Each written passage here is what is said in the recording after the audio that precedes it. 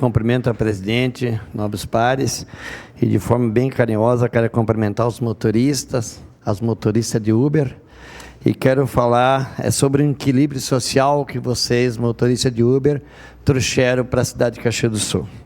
Vocês deram o direito àquelas pessoas trabalhadoras de empresa, trabalhadoras de metalúrgico, pegar o Uber. Vocês trouxeram o direito e deram o direito a esse trabalhador, aquela empregada doméstica que ganha pouco, né? Que se viaja do bairro A até o centro para trabalhar como empregada doméstica, e o senhor conseguiram dar esse direito, esse equilíbrio social para essas pessoas. Então, parabéns a todos.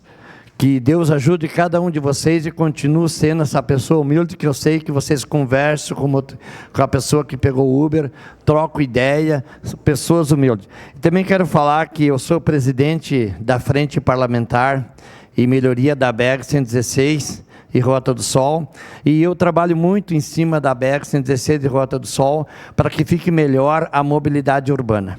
E estamos conseguindo vários êxitos dentro da BR-116. Vocês veem que agora está sendo recapeado a BR-116, a entrada do Planalto, a entrada lá do Serrano, para poder dar mais mobilidade a vocês. Estarei lutando, sim, para ajudar essas pessoas do Uber, para que tenha mobilidade urbana, porque vocês conseguem trazer as pessoas com segurança e chegar em casa, vocês com segurança, chegando com a sua família. Obrigado, gente. Continuo trabalhando assim, humildemente, que vocês vão chegar muito longe. Obrigado. Para declarar voto.